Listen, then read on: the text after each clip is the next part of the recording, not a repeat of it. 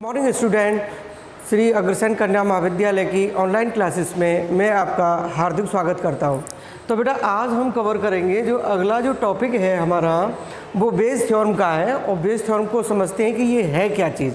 ये कंडीशन दी जाती है इसमें, इस कंडीशन के अकॉर्डिंग हम इसको प्रूफ करेंगे कि माना परस्पर अपवर्जी यादृच्छिक घटनाओं के समुच्चय A1, A2, A3, AN जहाँ प्रोबेबिलिटी ऑफ AI का मतलब है कि जो भी आपकी घटनाएं दे रखी हैं, अपवर्जी घटनाएं दे रखी हैं, ठीक है, अपवर्जी घटनाएं दे रखी हैं, तो उनकी जो प्रायिकता है वो 0 के बराबर नहीं होगी। यानी कोई ना कोई घटना ज़रूर होगी और उसकी प्रोबेबिलिटी भी होगी।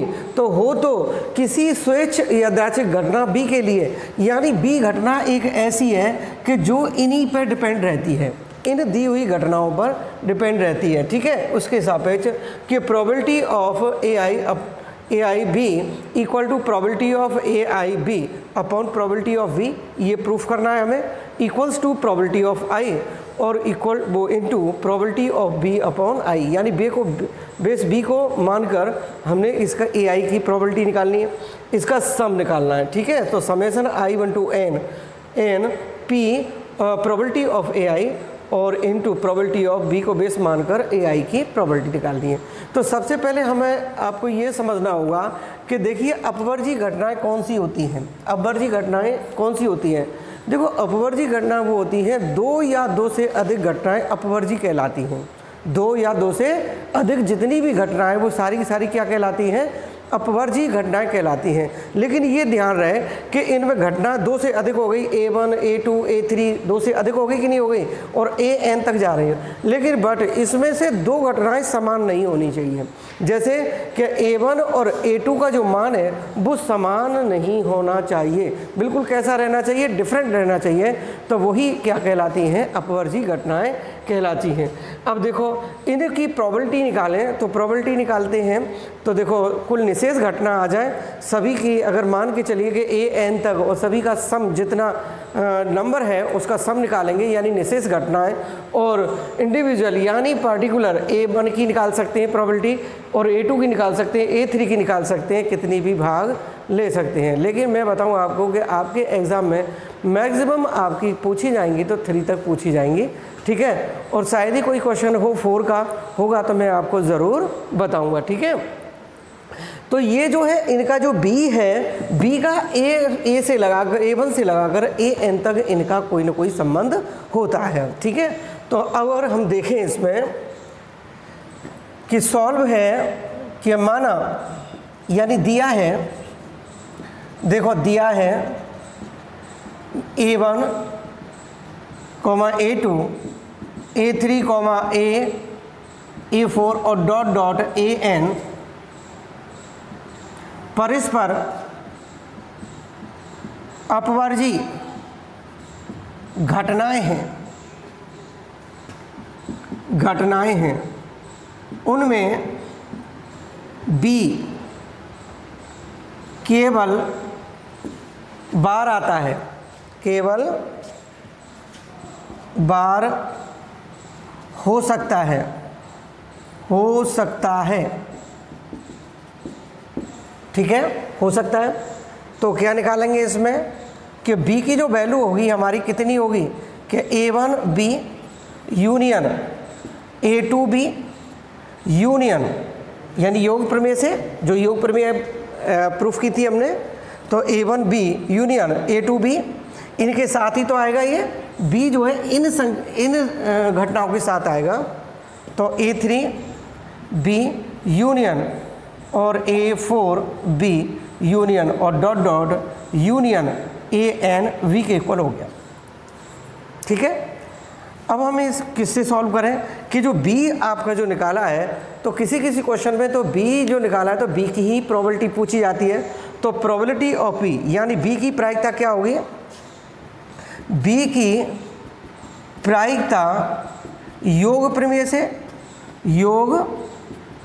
से, तो योग प्रमेय से निकालेंगे तो बेटा कितना आ जाएगा कि probability of B equal to कि प्रोबेबिलिटी ऑफ A1B और यूनियन की जगह क्या होगा प्लस आ जाएगा, तो probability of A2B plus probability of A3B और प्लस प्रोबेबिलिटी ऑफ A4B और dot dot plus probability of AN और V के इक्वल आ जाएगा। ठीक है, यहाँ तक होगा। ठीक है, योग प्रमेय से।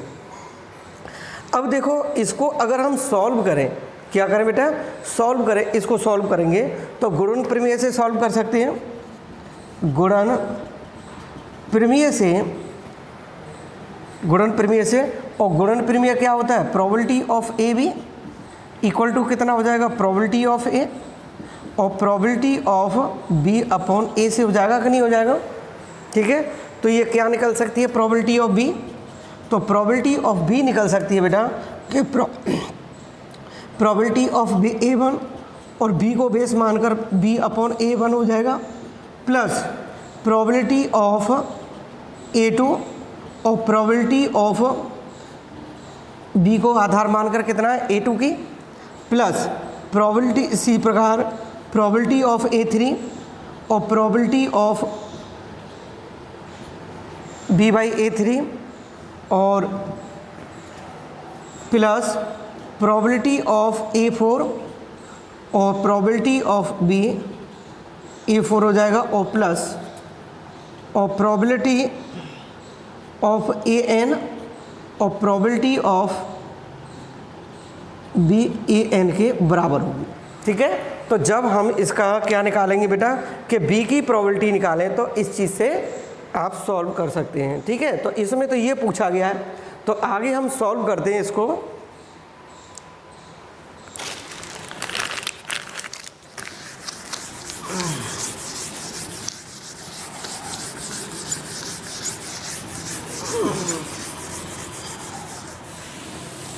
देखो आगे हम इसको सॉल्व करेंगे।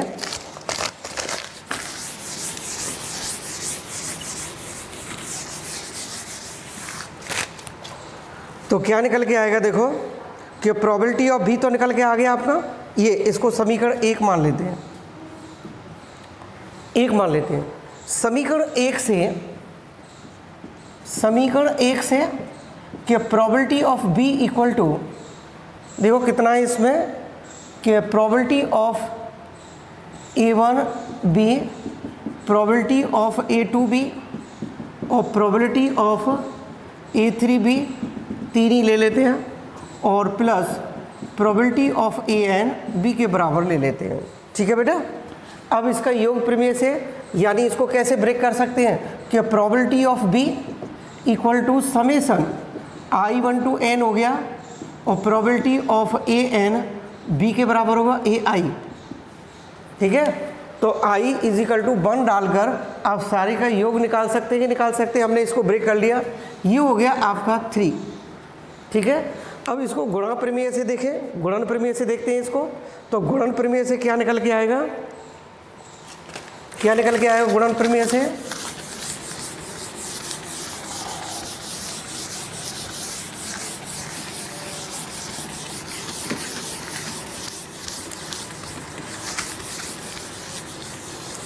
और इसको, इस समीकरण को आप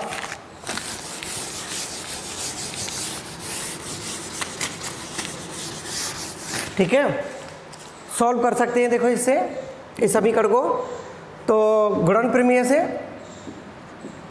गुणन प्रमेय से, तो देखो प्रोबेबिलिटी ऑफ B, गुणन प्रमेय क्या होती है, प्रोबेबिलिटी ऑफ AB, तो प्रोबेबिलिटी ऑफ A और probability of B upon A के बराबर हो गया।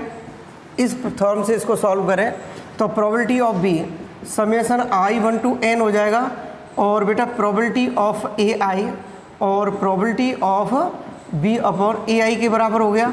इसको समीकरण 4 ले लेते हैं। इसको समीकरण कौन सा लेंगे बेटा, 4। अब देखो समीकरण 4 को देखो, एज वी नो दैट, जैसे कि हम जानते हैं कि प्रोबेबिलिटी ऑफ, गुणन प्रमेय से क्या होती है बेटा, अगर AB की निकाल सकते हैं तो क्या क्या निकाल सकते हैं कि प्रोबेबिलिटी ऑफ AB निकाल सकते हैं, तो probability of B upon A की हो गई, कोई आधार मानकर, तो एक ये भी होगी कि प्रोबेबिलिटी ऑफ B और प्रोबेबिलिटी ऑफ क्या हो जाएगा ए अपॉन बी। देखो यहाँ तो बेस माना था बी, तो बी को आधार मानकर ए की हो गई, और यहाँ माना है कितना बी, तो ए को आधार मानकर बी की हो गई। ठीक है, तो इसमें कौन सा आ रहा है, प्रोबेबिलिटी ऑफ बी आ रहा है, तो इसमें प्रोबेबिलिटी ऑफ बी तो है नहीं, तो इसको तो छोड़ दीजिए, उसको ले लीजिए कि probability of A B equal to probability of B और probability of A upon B के बराबर हो गया। अब देखो कि ए के स्थान पर ए आई रखने पर, तो बेटा रखेंगे तो कितना होगा, probability of A I B equal to क्या, प्रोबेबिलिटी ऑफ बी और probability of A I upon B के बराबर हो गया कि नहीं हो गया। देखो ठीक है, इसको समीकरण आप दे दें, इसको और खोलें कि प्रोबेबिलिटी ऑफ बी बराबर क्या हो जाएगा बेटा, इसी को सॉल्व करें तो कि प्रोबेबिलिटी ऑफ यानी ए आई बी के बराबर हो गया, और प्रोबेबिलिटी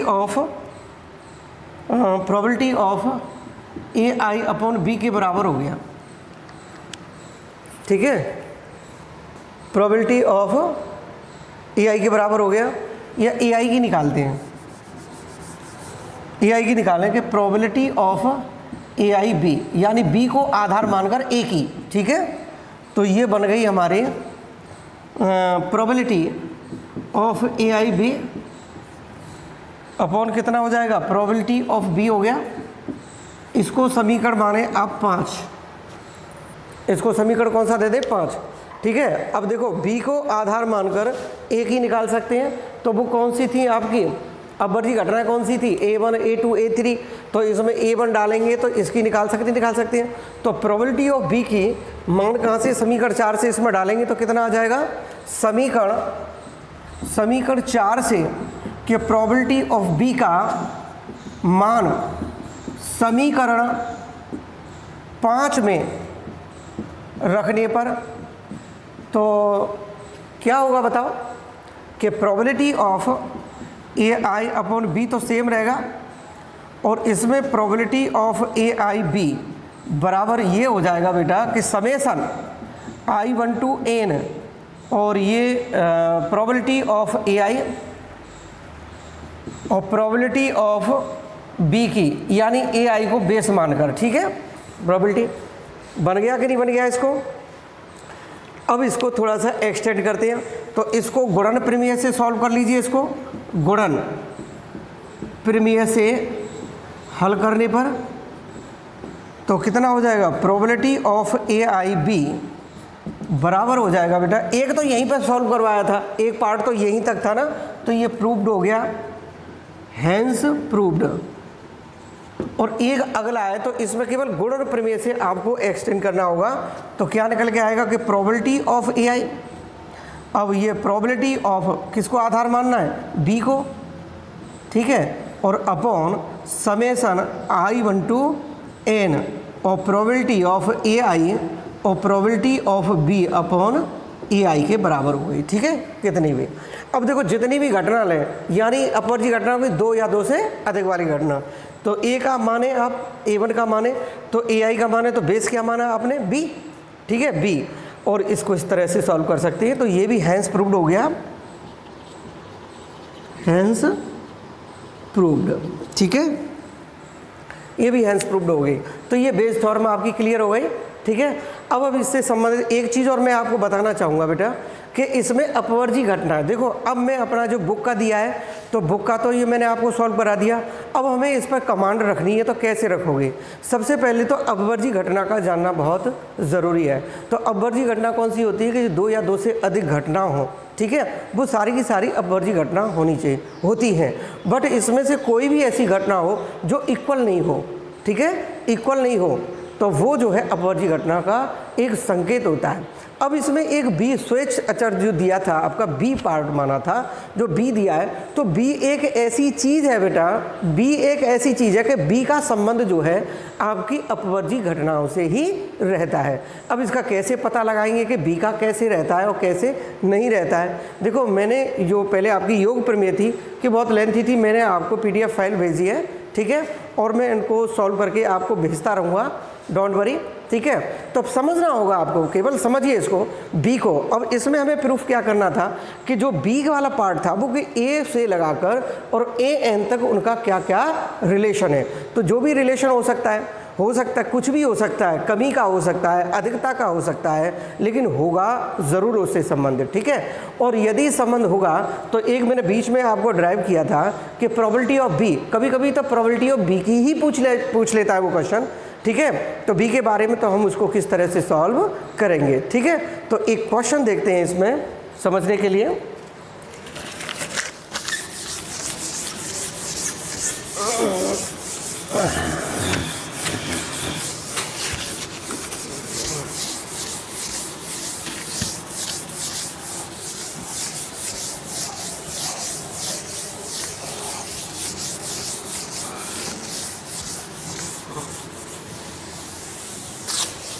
देखो एक क्वेश्चन दिया है इसमें, पहला ही एग्जाम्पल है इसमें, एग्जाम्पल नंबर फर्स्ट है और ये पेज नंबर दिया है बेटा, पेज नंबर 131 पर, ठीक है। कि एक विश्वविद्यालय में सन 2006 में, सन दिया है इसमें 2006 में XYZ के डीन पद पर नियुक्त किए गई प्रायिकता, डीन पद पर नियुक्ति की प्रायिकताएं क्रमशः कितनी दे रखी हैं? 4 और 4:2:3 दे रखी है, ठीक है। X द्वारा आज की आवश्यकता अनुसार नए विषय खोलने की प्रायिकता, आवश्यकता पड़ रही है और नए विषय खोल रहे हैं, तो नए विषय खोलने की प्रायिकता 0.35 और बाई तथा जेड द्वारा भी इस पद को कार्य को करने की प्रायिकता क्रमशः 0.52 और 0.80 है। और 2007 में विश्वविद्यालय के नए विषयों के आरंभ होने की क्या प्रायिकता होगी? नए विषय के साथ खोलने की क्या प्रायिकता होगी? देखो दिया है, देखो x, देखो दिया है x अनुपात y अनुपात z बराबर, ये डीन है, डीन पद है और डीन पदों का जो अनुपात है 4:2:3 है। तो देखो अगर हम इसकी वैल्यू निकालेंगे nx की जो वैल्यू निकालेंगे तो कितना हो जाएगा? 4k ले लेते हैं और ny निकालेंगे बेटा तो कितना हो गया? 2k ले लेते हैं। nz निकालेंगे तो 3k निकलते हैं और ns निकालेंगे यानी निशेष घटना निकालेंगे बेटा तो कितनी आ जाएंगी हमारी कि nx प्लस ny और प्लस nz हो गया। तो ये हो गई आपकी 4k प्लस 2k और प्लस 3k के बराबर हो गया।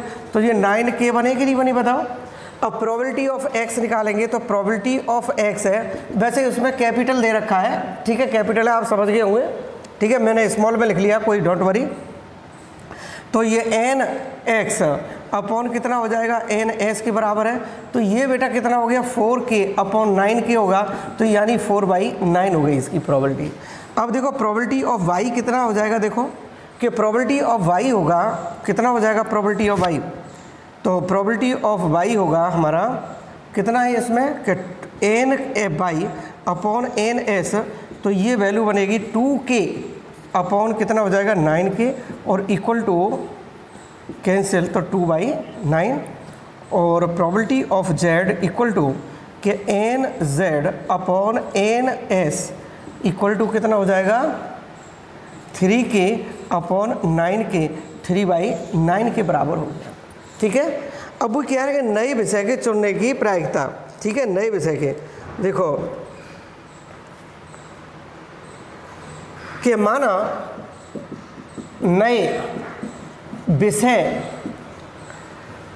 नए विषयों को आरंभ करने की घंटा, आरंभ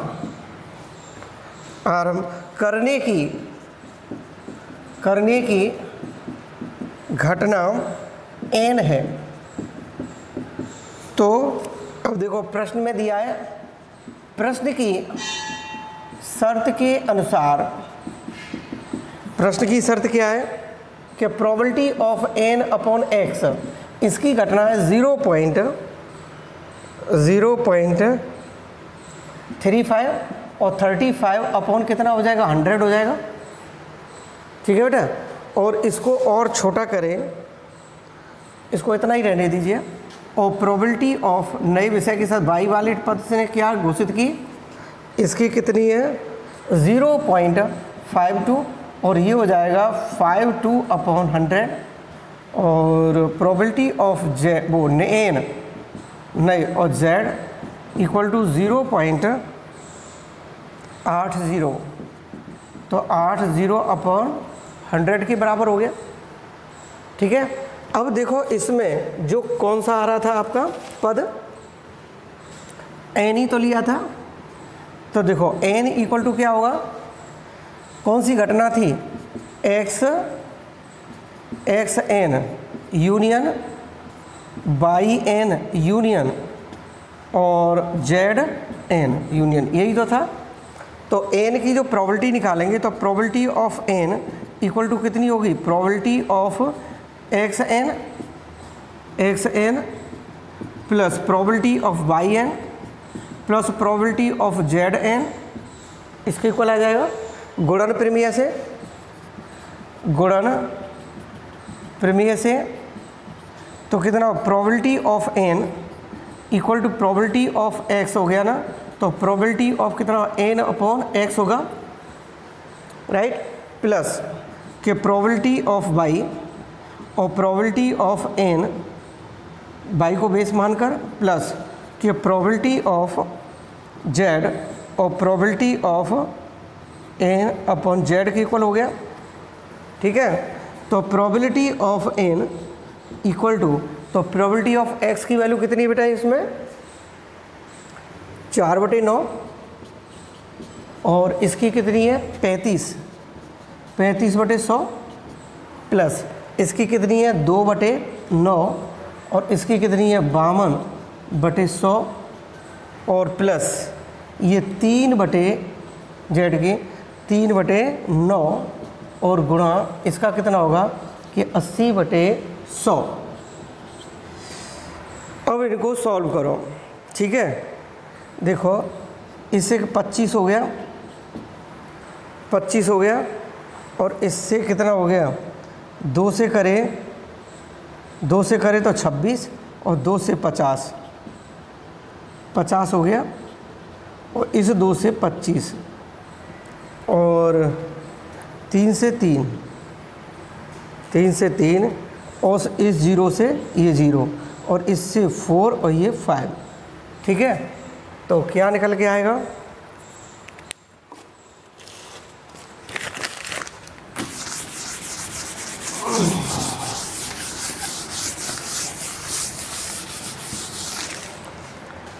देखो क्या निकल कर आएगा ये कि 35/225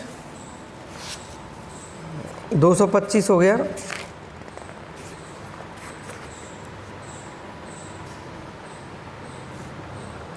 दो 7/25